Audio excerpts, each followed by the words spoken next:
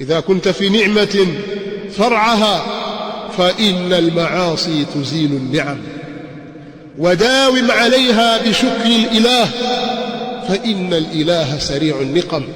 mmoja katika washahidi anasema hivi, idha kunta fi ni'ma, ukiwa katika neema yoyote, far'aha, basi wewe ichunge neema hiyo. Allah subhanahu wa ta'ala akikupa neema ya siha, chunga ile siha ulionayo, afya ulionayo, ichunge sana. Umepewa neema ya ujana na nguvu za ujana, itumie, ichunge neema hii. Umepewa wewe faragha ya moyo wako, una qanaa, una kinai katika nafsi yako na kile ulichopewa na Allah subhanahu wa ta'ala. Huna hofu juu ya makhluk, juu ya kukosa jambo fulani na mambo fulani katika mambo ya kilimwengu.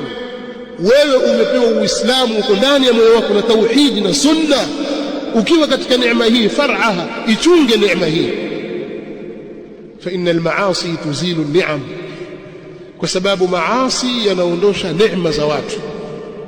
Neema nyingi zinazowaondokea watu, sababu kubwa ni maasi ya siri na dhahiri, na Allah subhanahu wa ta'ala anazijua siri zetu na dhahiri zetu.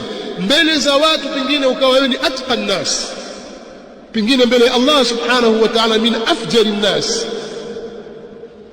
Mbele za watu waonekana wewe ni mcha Mungu kuliko watu wote, lakini mbele ya Allah subhanahu wa ta'ala pengine ukawa wewe ni mwovu kuliko watu wote, kwa sababu ya yale yaliyotulizana kwenye nafsi yako ambayo sisi hatuyajui. Anayajua ni Allah subhanahu wa ta'ala. Sasa haya yatakuondoshea neema. Imma ikawa jambo liko katika sura ya fardi ya mtu mmoja mmoja, au kwa mkusanyiko,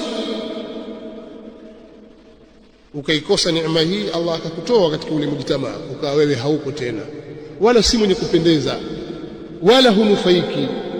Allah akakutomoa katika mjitamaa ule kwa sababu ya yale maovu yaliyostakili katika moyo wako, au akaupasua ule umoja wako, mkachanguka kila mmoja akabaki vyake na jambo lake. Allah subhanahu wa ta'ala akawapa adhabu. Kwa hiyo tumuombe Allah subhanahu wa ta'ala asitufikishe huko, asituadhibu kwa yale tunayofanya.